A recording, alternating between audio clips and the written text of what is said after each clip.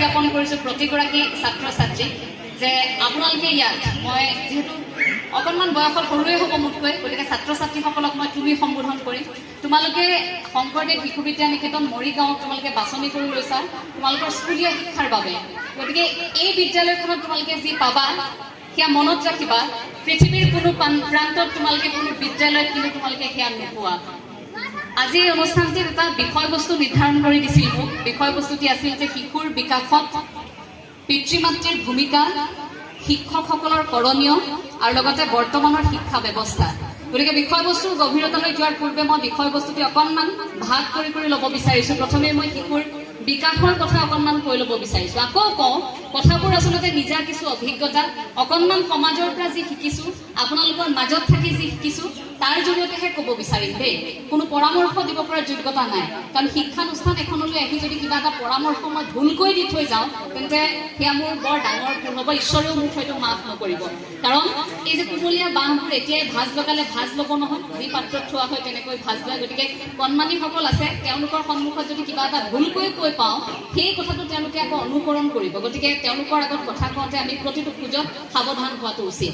শিশুৰ বিকাশৰ কথা কোৱাৰ লগে লগে মই এই সময়খিনিত এই প্ৰেক্ষাপটত অকণমান আপোনালোকক আজিৰ পৰা 10 বছৰ আগৰ অসমখনলৈ লৈ যাব বিচাৰিম। অকণমান আপোনালোকৰ নিশ্চয় মনত আছে সেই সময়ৰ পৰিৱেশ পৰিস্থিতি কেনেকুৱা আছিল। আজিৰ পৰা বহু বছৰ আগত আপোনাক যেতিয়া আপোনাৰ পিতৃ মাতৃয়ে ডাঙৰ কৰিছিল, মোক যেতিয়া মোৰ মা দেউতাই ডাঙৰ কৰিছিল, সেই সময়খিনি আৰু আজি আপুনি আপোনাৰ সন্তানক নিচুকাই থকাৰ সময়খিনি, হয়তো তেতিয়া আজিৰ পৰা সেই 10 বছৰ আগত হয়তো মাতৃগৰাকীয়ে নিচুকনি গীত গাই নিজৰ কণমানিটিক খুৱাইছিল, আৰু এতিয়া মোবাইলত ভিডিঅ' দেখুৱাই কণমানিটিক ভাত খুৱাবলগীয়া হয়, কণমানিটিক খুৱাবলগীয়া হয়, অকণমান সময় কাৰ্টুন চাবলৈ দিব লগা হয়। হাতত থকা মোবাইলটো লৈ তেওঁক অকণমান ভিডিঅ' এটা নেদেখুৱালৈকে আপোনাৰ কণমানিগৰাকীয়ে ভাত নাখাওঁ বুলি জেদ ধৰেনে বাৰু? সেয়া সন্তানৰ গাত ভুল নাই, সেয়া ছাত্ৰ ছাত্ৰীৰ গাত ভুল নাই। আমি ক'ব নোৱাৰোঁ ল'ৰা ছোৱালীয়ে ইমান মোবাইল চাইছে, আমাৰ ল'ৰাটোৱে একো নাখায় মোবাইলটো নেদেখুৱালে।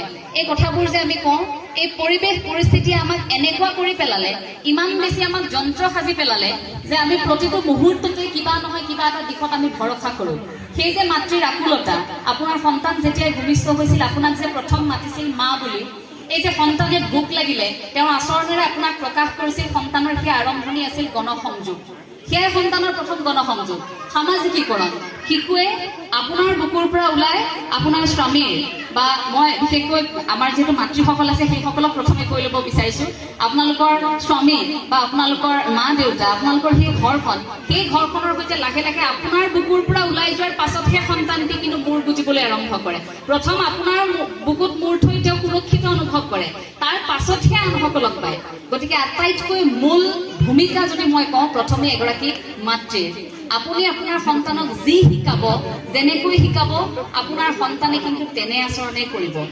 মোৰ মা দেউতাই যদি ঘৰত একেৰাহে কাজিয়া কৰি থাকে, মোৰ দেউতাই যদি মোৰ মাক একেৰাহে উচ্চ স্বৰত কথা কয়, মোৰ মায়ে যদি ভাগৰি অহা দেউতাক ঘৰলৈ উভতি অহাৰ সময়ত এগিলাচ পানী দিয়াৰ সলনি মায়ে যদি গালি পাৰিবলৈ আৰম্ভ কৰে, ক'ত আছিলে দিনটো, কি কৰিছিল, টকাৰ প্ৰয়োজন, আমুকটো কিনিব লাগে, তমুকটো কিনিব লাগে, এই বস্তুবাদী ধাৰণাবোৰ মই যদি দেখি থাকোঁ সৰুৰ পৰাই, এটা প্ৰভাৱ পৰিব। লাহে লাহে এনেকুৱা হ'ব, হয় মায়ে যে কথাবোৰ কৈ আছে তাৰ মানে আমি আৰ্থিক সংকটত আছোঁ, তাৰ মানে আমাৰ টকা পইচা নাই, আমি এইটো কৰিব লাগিব। লাহে লাহে শিশুৰ মনত ক্ৰিয়া কৰিব, লাহে লাহে এই সৰুৰ পৰাই আমাৰ বস্তুবাদী এটা ধাৰণা আমাৰ মনত সোমাই যাব যে আমাক এইটো লাগে, আমাক সেইটো লাগে।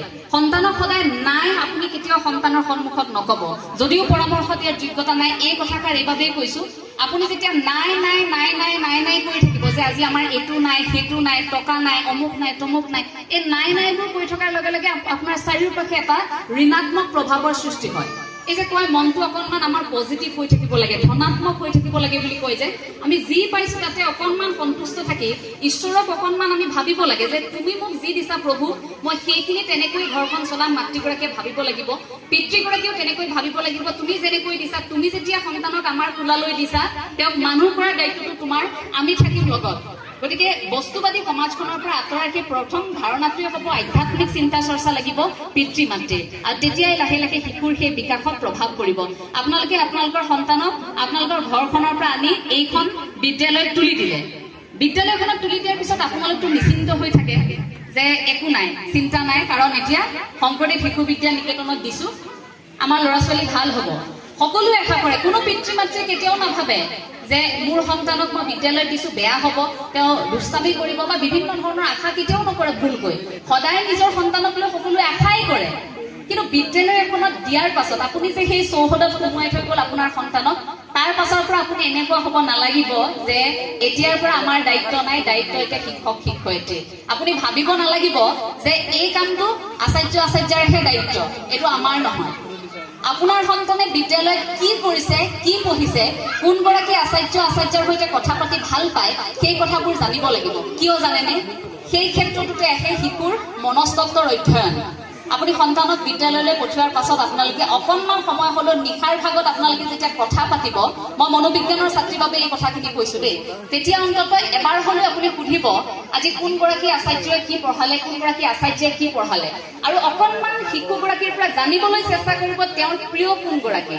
কোনে পঢ়ালে তেওঁ বেছিকৈ বুজি পায় তেওঁ এটা বিষয় বুজি নাপায় ধৰি লওক গণিত মই আগতে গণিত খুব বেয়া পাইছিলো গণিতৰ আচাৰ্য অহাৰ লগে লগে আমিতো শ্ৰেণী কোঠাত সোমোৱাৰ লগে লগে ওম কৰি থাকোঁতে মই ভগৱানক মনে মনে ভাবি থাকো যে আচাৰ্য কিয় আহিলে নহা হ'লে ভাল আছিল আজি যদি শ্ৰেণী নপঢ়ো বুলি কৈ দিয়ে ক্লাছটোত মনত এনেকুৱা হৈ গৈছিল আৰু গণিত বিষয়টো বেয়া পাওঁ কাৰণে এনেকুৱা হৈছিল যে মই আচাৰ্যকে বেয়া পাওঁ আচাৰ্যক দেখিলেই বেয়া লাগে ৰাস্তাত ক'ৰবাত দেখিলেও মানে পলাম যেন এতিয়া এনেকুৱা লাগে আৰু মই বুলিয়ে নহয় আমি গণিত বেয়া পোৱা যিসকল আছিলো সকলোৱে এনেকুৱা হৈছিল যে আচাৰ্যক দেখিলেই ভয় লাগে অৰ্থাৎ আমি বিষয়টো বেয়া পাওঁ বিষয়টোৰ সৈতে আমাৰ সম্পৰ্ক এটা আছে গতিকে বিষয়টো বুজি নাপাওঁ বেয়া পাওঁ কাৰণে এনেকুৱা হয় যে আচাৰ্যগৰাকীৰ প্ৰতি আমাৰ ধাৰণাটোৱে বেয়া হৈ গৈছিল পিছলৈ যেতিয়া ইয়াক এটা খেল হিচাপে ললো বৈদিক গণিতৰ ধাৰণাটো আহিলে এই গণিতক যেতিয়া খেল হিচাপে ললো ভাল লাগিল তাৰ পাছৰ পৰা দেখিলো আচাৰ্য দেখোন ভাল পিছত এনেকুৱা অনুভৱ হৈছিল আচাৰ্যৰ সৈতে ইমান দিন কিয় কথা পতা নাছিলো ইমান ভালকে আমি কিয় সমস্যাবোৰৰ বিষয়ে কোৱা নাছিলো আটাইতকৈ বেছি বিদ্যালয়খনত থকা নিকেতনত থকা আটাইতকৈ খঙাল আচাৰ্যগৰাকী কোনোবা এটা মুহূৰ্তত আপোনাক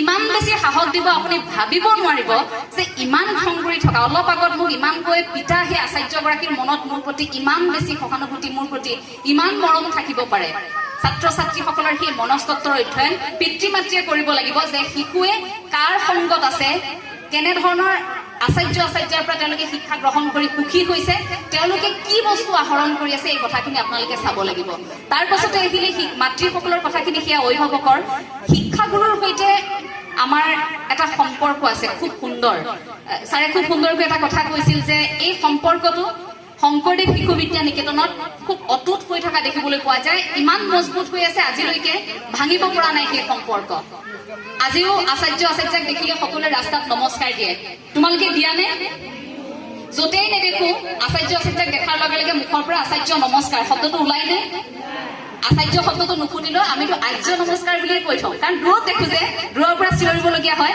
যিমান দূৰত থাকক আৰ্য নমস্কাৰ এনেকে কয় আচাৰ্যহঁতে কেতিয়াবা বিয়া ঘৰত থাকিলেতো লাজ পাই যায় আমি ইমানেই চিঞৰো আমাৰ সেইটো ভাল লগা কথা আছে আৰ্য নমস্কাৰ আচাৰ্য ক'বলৈ সময়ে নাথাকে মানে একদম চিঞৰ বাখৰকে হ'লেও নমস্কাৰটো দিব লাগে সেই মনত এটা ধাৰণা আছিল আচাৰ্যৰ প্ৰতি এই লাহে লাহে আমাৰ প্ৰযুক্তিবিদ্যাৰ উন্নতি এই গ্লবেলাইজেশ্যন এই বিশ্বায়নৰ সময়খিনি তেনেকুৱা হৈছে আমাৰ শিক্ষাগুৰুৰ সৈতে আমাৰ সম্পৰ্কটো অকণমান লাহে লাহে এনেকুৱা হৈছে দূৰত্ববোৰ বাঢ়ি আহিছে অন্তত শংকৰদেৱ শিশু বিদ্যা নিকেতনত সেই পৰিৱেশটো আমি এতিয়ালৈকে দেখা নাই কাৰণ শংকৰদেৱ শিশু বিদ্যা নিকেতনত আচাৰ্যসকলে শিক্ষাৰ্থীসকলক বুকুৰ পৰা ওলাই যাব নিদিয়ে কিয় জানেনে এই যে পৰীক্ষাৰ আগে আগে আচাৰ্যসকলে এটা দল ঘৰে ঘৰে যায় আপোনালোকৰ ইয়াত যায়নে বাৰু কেনেকৈ পঢ়িছে কি কৰিছে পৰিৱেশটো কেনেকুৱা অকণমান বুজিবৰ বাবে যায়নে আমাৰ ঘৰলৈ গৈছিল আমাৰ ঘৰলৈ যাওঁতে দাদা আৰু মই খুব ভয় কৰো সেই মৰিলো কি বা কথা কৈ দিয়ে মা দেউতাই ঠিক নাই আমাৰ কাৰণে আটাইতকৈ বেছি ভয় লগা মইতো ভাবিছিলো যে পৃথিৱীত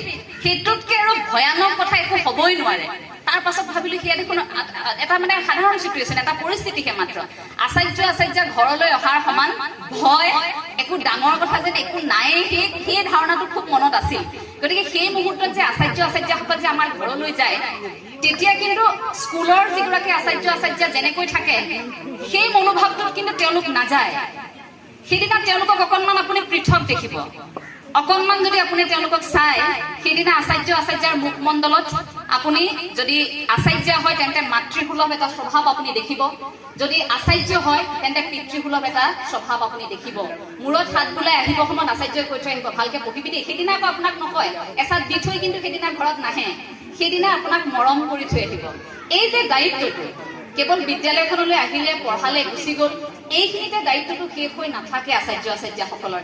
এই কথাটোৰ বাবে মই আজীৱন সুখী যে মই শংকৰদেৱ শিশু বিদ্যা নিকেতনৰ এগৰাকী ছাত্ৰী হ'বলৈ পালো। এটা কথা খুব ভাল লাগে, অন্তত 4-5জন ছাত্ৰ ছাত্ৰী যদি একেলগে বহি থাকে, কোনো লোকে সহজেই ধৰা পেলাব পাৰে কোনগৰাকী শংকৰদেৱ শিশু বিদ্যা নিকেতনৰ ছাত্ৰ বা ছাত্ৰী। আমাৰ আচৰণ, আমাৰ শিষ্টাচাৰ, আমাৰ সকলোবোৰত আমি কেনেকৈ খোজ কাঢ়ো, কেনেকৈ কথা কওঁ, আমি কেনেকৈ বহিছো, কেনেকৈ উঠিছো, সেই গোটেই আমাৰ আচাৰ ব্যৱহাৰত সকলো প্ৰতিফলিত হয় যে আমি শংকৰদেৱ শিশু বিদ্যা নিকেতনৰ ছাত্ৰ ছাত্ৰী। এই যে আমি খোৱাৰ আগতে ভোজন মন্ত্ৰ গাওঁনে, সেয়া চাওক, আজিৰ পৰা ইমান বছৰ আগতে আমাক শিকালে। শংকৰদেৱ শিশু বিদ্যা নিকেতনৰ যেতিয়াই জন্ম হৈছিল, ইমান বেছি অনুশাসন, ইমান বেছি সুন্দৰ পদক্ষেপেৰে গঠন হৈছিল। এই যে আমি কিবা এটা খোৱাৰ লগে লগে আমি ধন্যবাদ জনাব লাগে অন্নদাতাক। আমিতো অন্ন খাই আছো প্ৰতিদিনে, আমিতো প্ৰকৃতিক ধন্যবাদো জনাব লাগিব।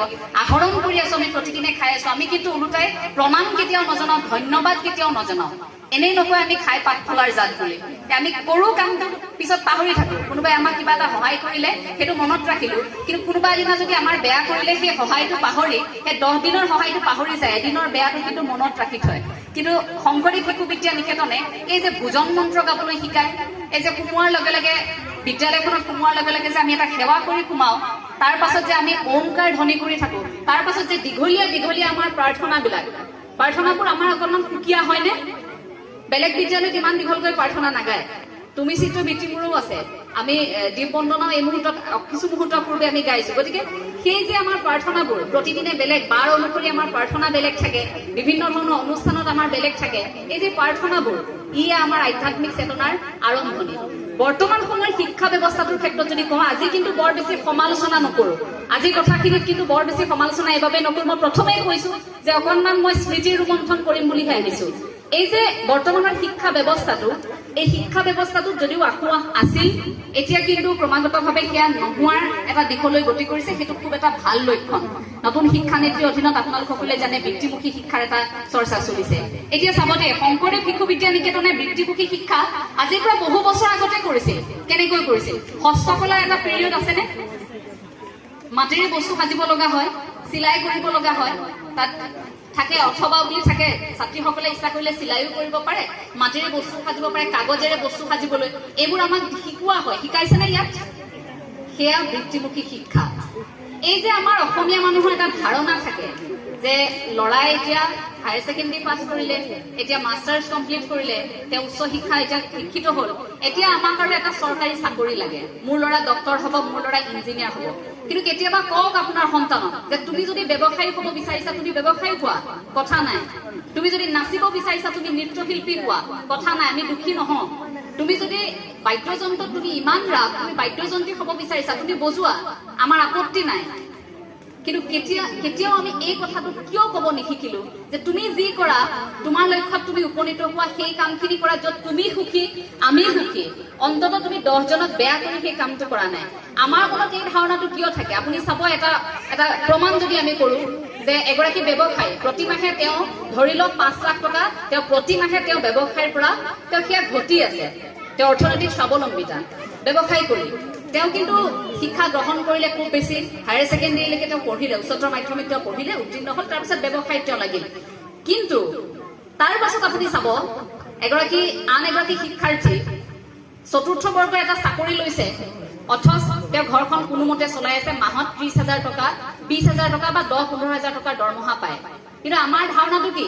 নালাগে 5 লাখ টকাৰ সেই ব্যৱসায়, নালাগে তুমি হেৰি কৰিব। কিন্তু আমাৰ মনত এটাই ধাৰণা যে চৰকাৰী চাকৰি এটা লোৱা, আমাৰ হীৰাই প্ৰবাহিত হৈ আছে অসমীয়াৰ সেইটো ধাৰণা, এটা চৰকাৰী চাকৰি লাগে। বিহাৰত কিয় ল'ৰা ছোৱালী জন্ম হোৱাৰ লগে লগে কিয় কয় যে কালেক্টৰ বননা হে? কিয় কয়? তেওঁলোকেতো কিন্তু ধাৰণা, তেওঁলোকে UPSC চাওকচোন কিমান সংখ্যক থাকে, কেনেধৰণৰ উদ্যমতা প্ৰতি বছৰে। কিন্তু আমাৰ কি হয়? আমাৰ সেই ডক্তৰ, ইঞ্জিনিয়াৰ, আমি কেইটামান বিভাগহে চিনি পাওঁ, তাৰ বাহিৰে আমি একো বাকীবোৰ দিশত আমি ইমান বেছি চিন্তা কৰি নাথাকো, আমি ভাবি নাথাকো। আপুনি চাব যে ডলি জেন বুলি এগৰাকী মহিলা, তেওঁ শাৰী পিন্ধায়, অকল শাৰী পিন্ধাব জানে, তেওঁ 350টা প্ৰকাৰৰ শাৰীখন পিন্ধাব জানে, আৰু এবাৰ এখন শাৰী পিন্ধাওঁতে তেওঁ প্ৰায় 5 লাখ টকা লয়। নীতা আম্বানী সৌদিনা শাৰী পিন্ধাইছে, তেওঁতো আৰ্থিকভাৱে স্বাৱলম্বী হয়নে নহয়? তেওঁ স্বাৱলম্বী। আপুনি ধনীৰাম চেতিয়াৰ কথা চাওক, যোৰহাটৰ এগৰাকী কৃষক, তেওঁৰ অকণমানি এটি সন্তান আছে, তেওঁ খেতিৰ কথা ইমানেই জানে আপুনি আচৰিত হৈ যাব তেওঁ জানে অমিতা গছত কি সাৰ দিব লাগিব তেওঁ জানে যে কোনবিধ আম লগালে বৰ্তমান অসমত চাহিদা বেছি আছে কোনবিধ আমৰ দাম বেছি